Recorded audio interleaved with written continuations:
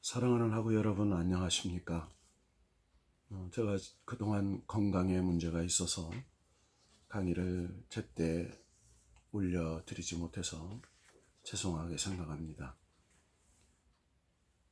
제가 올려드리지 못했던 강의 또 자료들은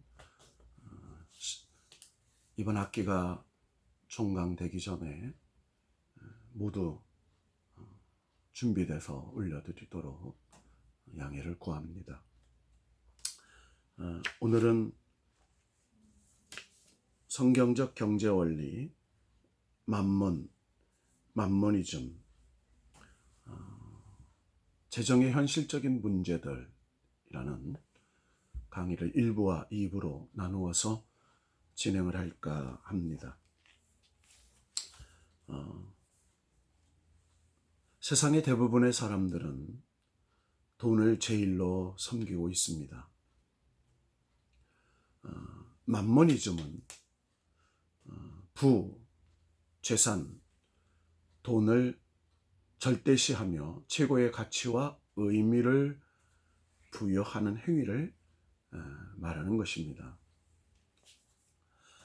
만모는 부를 뜻하는 아람어 만모나에서 파생된 단어입니다.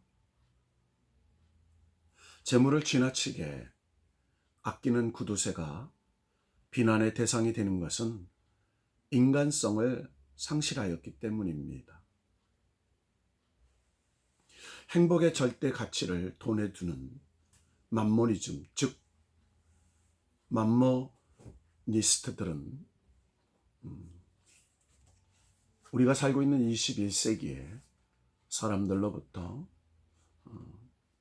굉장히 경외시 받는 대상이 되기도 합니다. 국어사전에는 만몬을 두 가지로 설명하고 있습니다. 첫째는 부, 돈, 재물, 소유라는 뜻으로 하나님과 대립되는 우상 가운데 하나를 이루는 말입니다. 둘째는 신이나 악마를 이루는 말이라고 되어 있습니다. 그러므로 국어사전의 정의는 돈이란 자신의 영광을 위하여 사용하는 것이다 라고 되어 있습니다.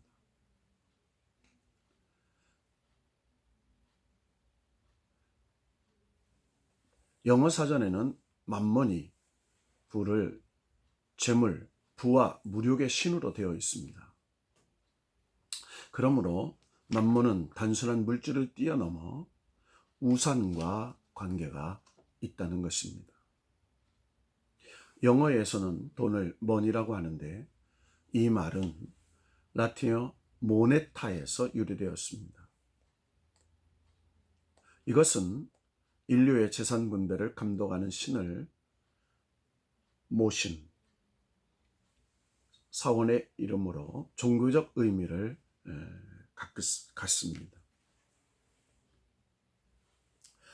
예수님께서 제 말에 대하여 이렇게 말씀하셨죠. 마태복음 6장 24절의 말씀입니다. 한 사람이 두 주인을 섬기지 못할 것이나 혹 이를 미워하고 저를 사랑하거나 혹 이를 중히 여기고 저를 경히 여김이라. 너희가 하나님과 재물을 겸하여 섬기지 못하느니라. 예수님께서는 섬김의 대상을 둘이라고 하셨습니다. 그것이 무엇입니까? 하나는 하나님과 그리고 재물이라고 얘기했습니다.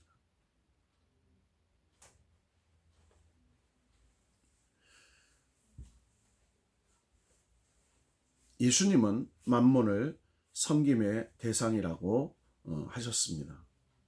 만몬은 단순한 재물이 아니라 우상이다 라고 말씀하신 것이죠.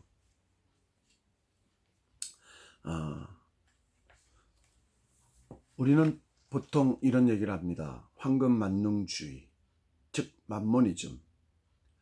그 뜻은 배금주의, 또 황금숭배, 모든 판단의 기준을 재물에 두고 그것에 집착하는 경향의 상태를 말합니다. 이 황금주의를 통해서 우리에게 주시는 메시지가 무엇입니까?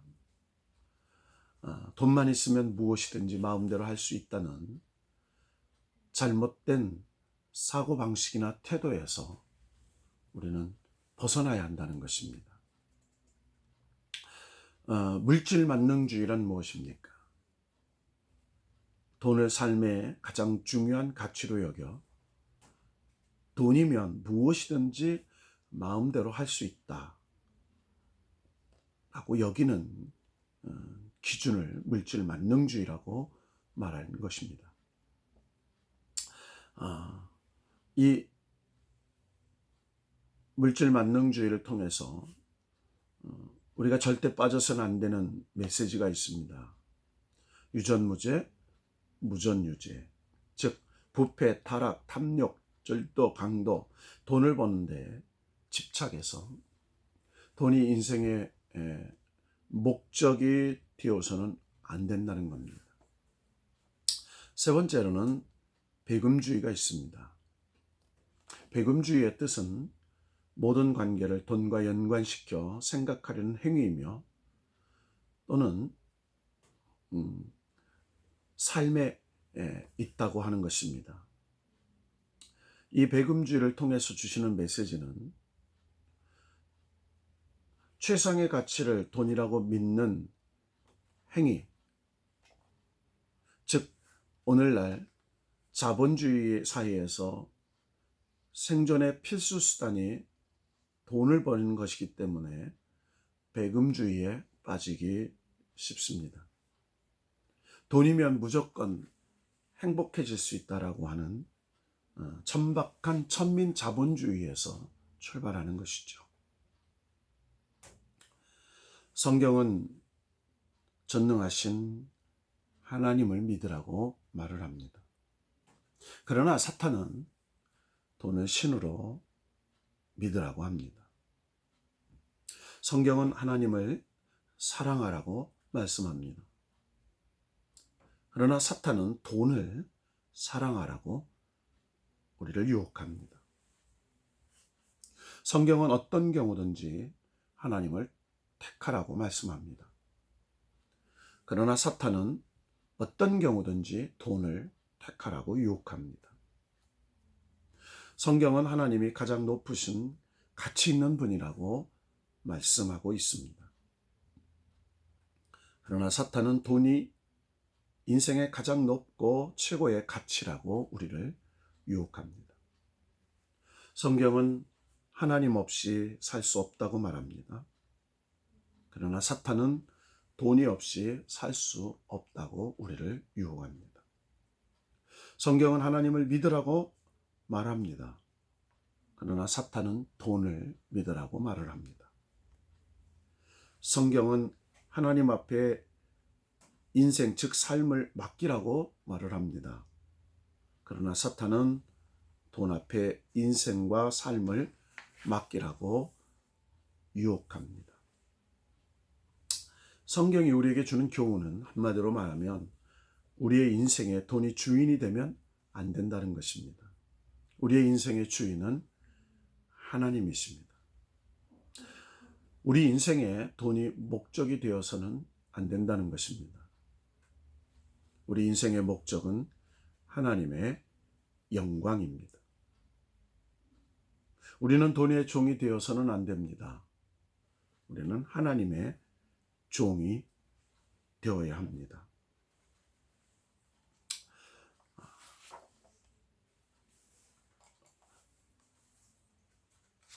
성경적 경제 원리, 재정적 현실적인 문제를 좀 살펴볼까 합니다. 우리는 이렇게 한번 질문해 볼 수가 있습니다. 우리가 부자로 살아도 될까요?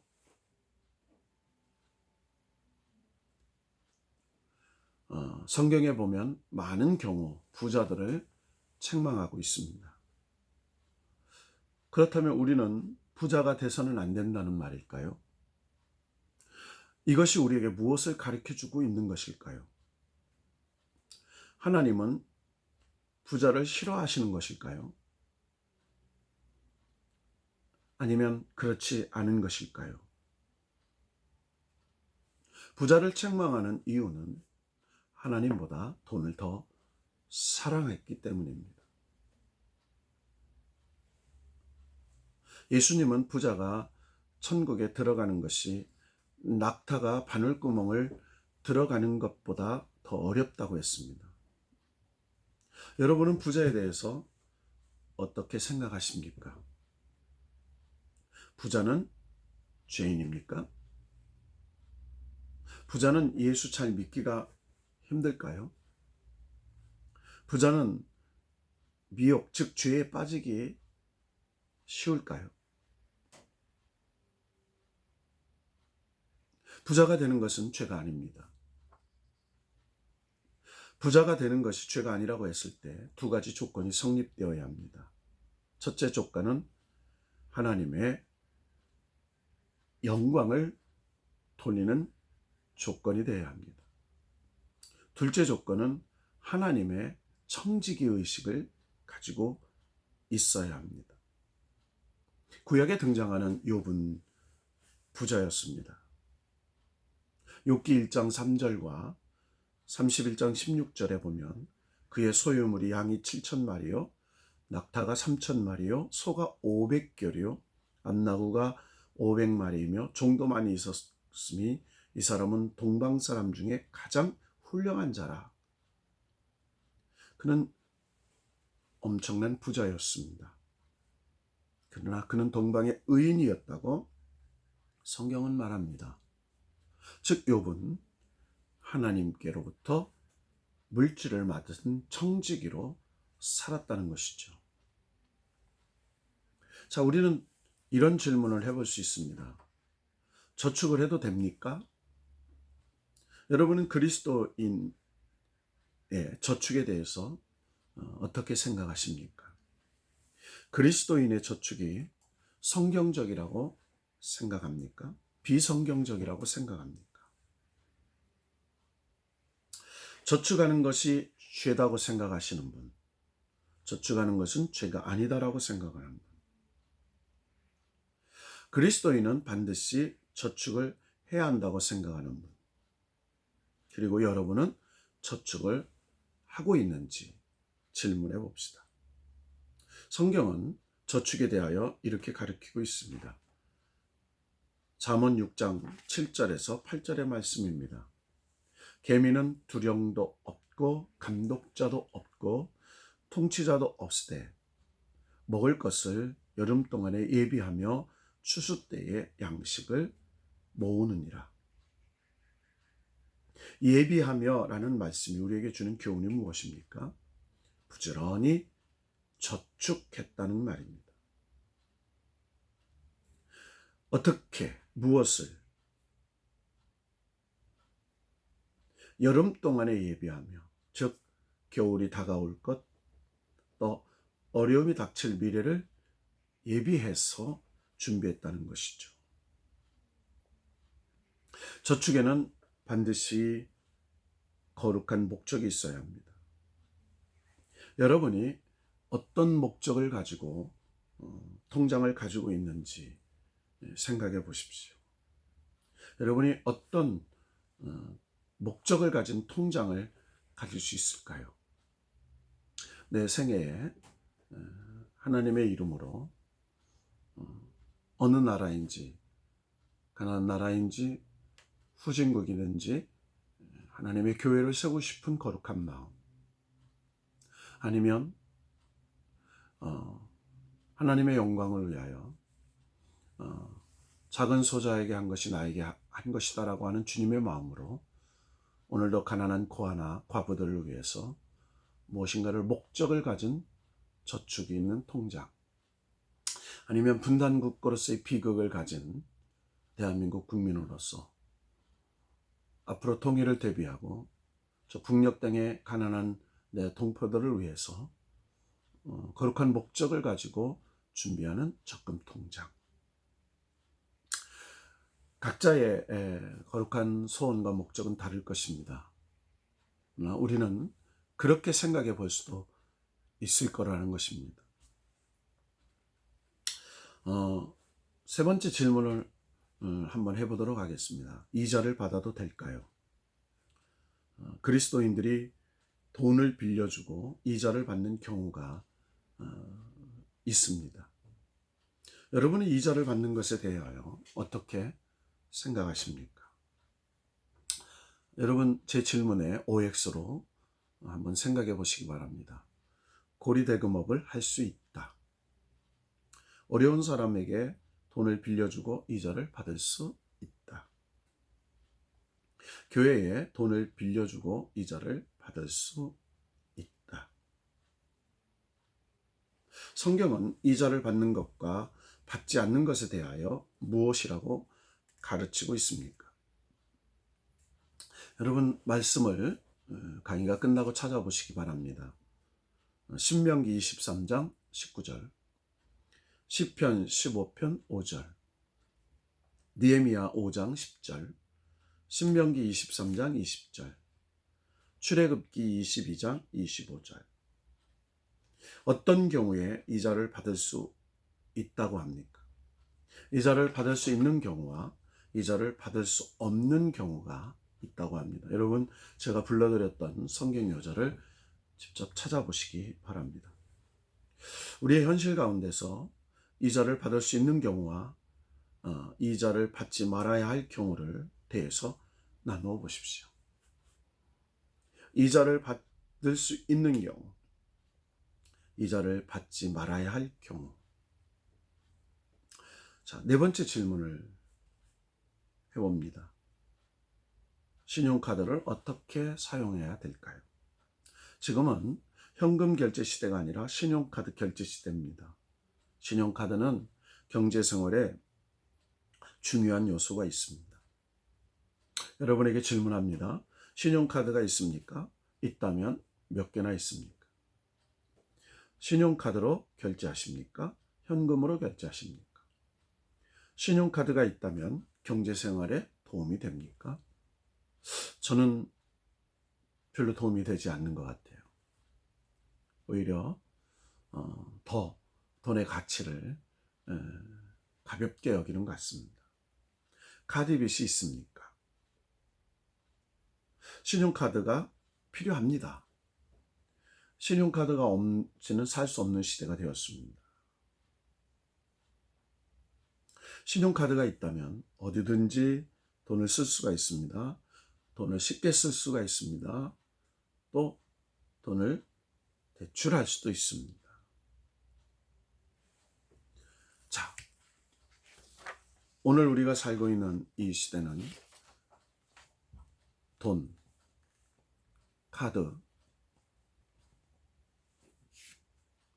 이런 것에서 떠날 수 없는 그런 시대에 우리는 살고 있습니다. 이런 시대에 과연 우리 스스로는 돈에 대한 가치, 돈을 버는 방법, 돈에 대한 목적, 그리고 아무런 생각 없이 사용하는 카드, 그리고 내가 가지고 있는 통장의 어떤 거룩한 목적. 사실 우리는 이런 것들에 대해서 깊이 생각해 보지 못하는 경우가 참으로 많습니다. 그러나 우리의 인생은 돈이 없이는 살 수가 없습니다. 또 우리의 현실적 삶에서 신용카드가 없이는 살 수가 없습니다. 절대로 물질의 가치를 경물이 여겨서는 안 되는 시대에 살고 있습니다. 그러나 돈이 우리의 인생의 목적이 되고, 돈을 벌기 위한 공부가 되고, 돈을 내 인생의 최고의 가치를 두고 산다면 그것은 불행한 인생이 되고 만나는 것입니다. 특별히 신앙인에게 있어서 돈은 하나님께 영광을 돌리는 도구일 뿐이지 그것의 인생의 목적이나 가치가 되어서는 안 된다는 것이죠. 그래서 우리는 물질의 청지기로서 이 돈을 잘 관리해야 할 거룩한 의무가 있습니다. 이제 우리 이 학부와 학생들은 젊은 미래를 준비하는 그런 젊은이들입니다. 하나님께서 여러분에게 큰 물질에 많은 것들을 맡기는 청지기가 될 수 있기를 축복합니다.